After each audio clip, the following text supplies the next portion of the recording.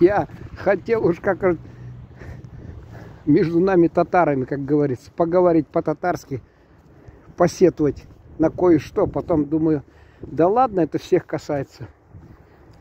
Тут вот время от времени, когда дарит тебе палку колбасы там или что-то там, то тут кто-то говорит, дорог не подарок, дорог внимание. Ну, знаете, не согласился бы.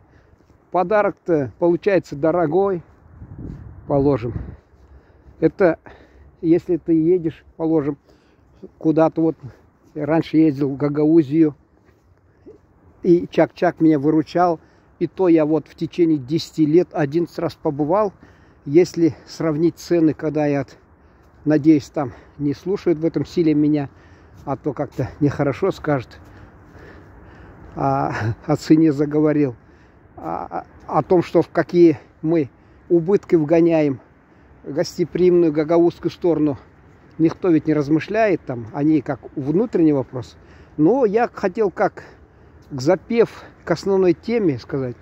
Просто единственное, что когда первый раз ездил, Чак-Чак стоил так, а потом в разы просто подорожал. Сейчас захожу в магазин и, боже ж ты мой, думаю, надо же, какие цены. Ну, главное, что удивительно, я покупаю его, положим, казанское его производство, и меня устраивает качество и цена относительно, потому что там маленькая там подарочная упаковка 500 рублей. Думаю, это еще ладно, божеская, так скажем, цена. И набираешь там этих, а раньше я, положим, мог большое количество их набрать. Сейчас вот, к сожалению, другие упаковки, кроме этой, они, конечно, все кусаются. И то же самое, положим, наше национальное блюдо. Национальное блюдо. Много их. И козы там, и прочее. И как лангакас. Мне вот с Дагестана друг один все время там он намекал раньше, но он просто не видел цену этого блюда, как лангакас. Потому что как-то, правда, он это крайний раз, вот когда в Гагаузии встречались, там кто-то из Татарстана, предприниматель один привез и положил на стол. Никто не стал пробовать, то ли постеснялись, то ли не поняли, в чем дело. И он тогда это прибрал и повез, видимо, я не знаю, понравился или нет. Но если бы я ему озвучил цену, вот это маленькое там кусочка того же, как лангакас, он бы опешил просто. Там действительно вот маленькая упаковочка, но она очень дорого ценится. Потому что я в основном присматриваю на рынке,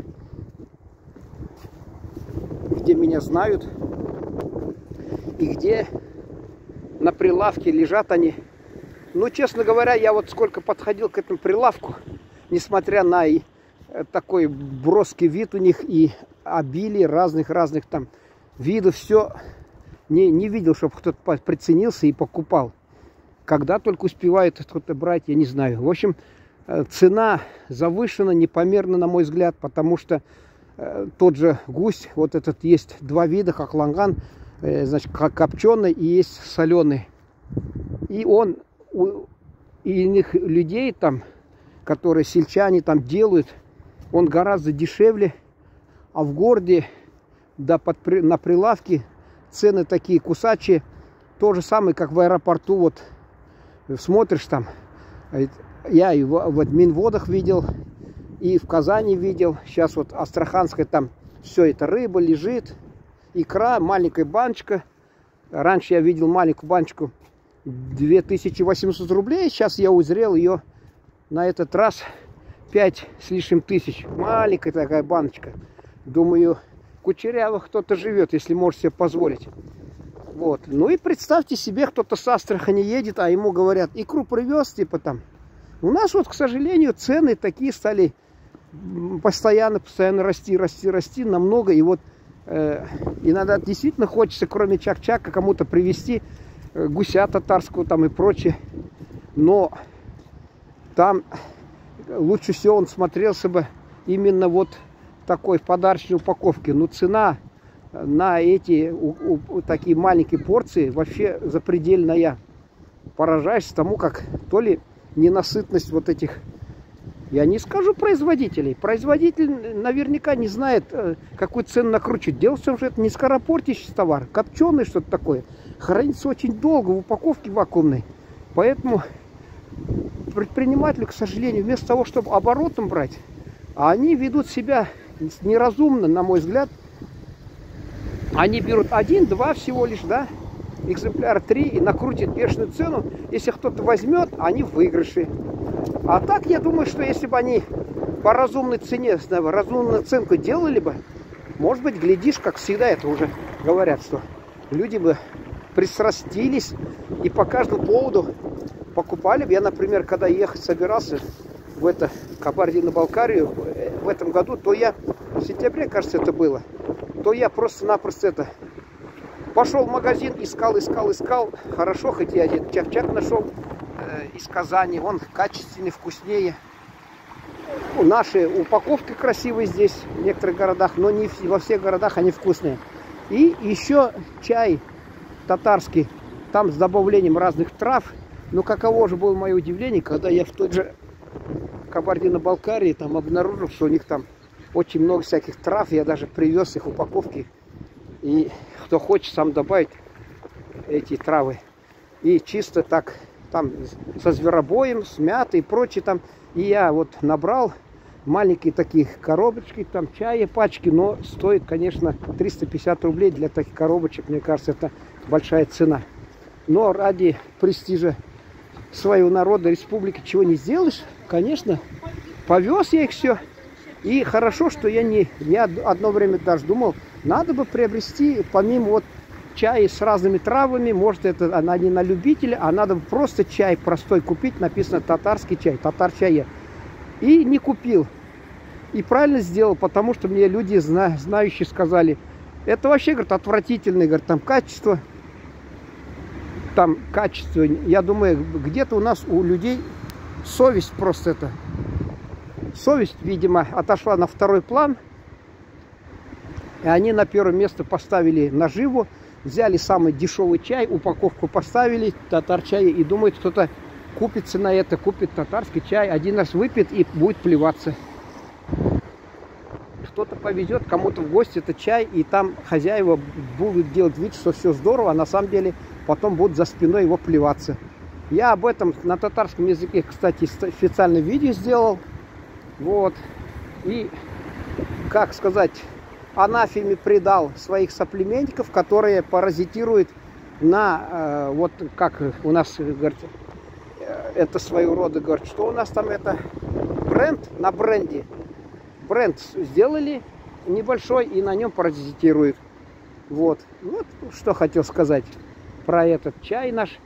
Зачем они ради выгоды сиюминутной, ради того, чтобы нажиться, они подвергают серьезному испытанию доброе имя нашего народа. И вот люди, попробовав этот чай, когда-то вот в советское время, раньше вот грузинский был шикарный, а потом их нас заставляли план выполнять, они начали менее качественно гнать ради плана чай, и грузинский чай, к сожалению, тогда заслужил недобрую славу. Они тоже хотят, наверное, вот ради... Тогда, конечно, план заставляли, там не думаю, что ради обогащения республики, а сейчас вот ради обогащения предпринимателей из самого некачественного сырья, или как чая, гонят там в красивые пачки.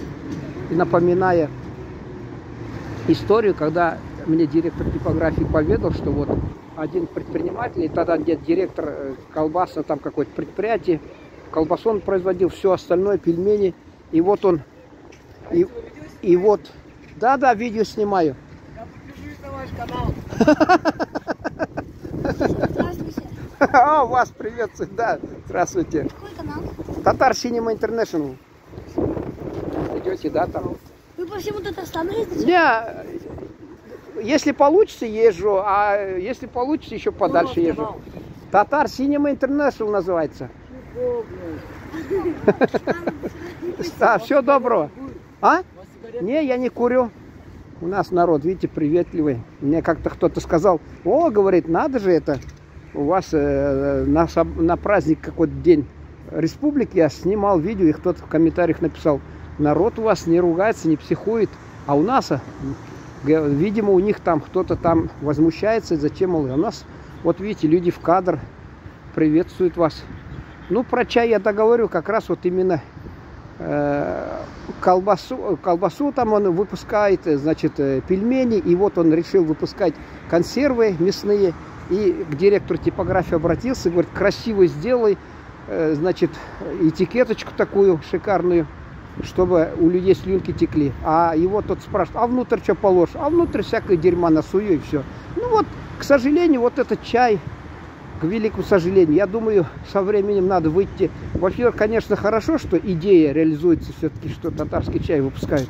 Но с другой стороны, к сожалению, и не тот путь они избрали, что туда кладут некачественно. Мне кажется, пусть это будет маленькая упаковка, но чтобы люди попили и был качественный. Или сделать разные сорта.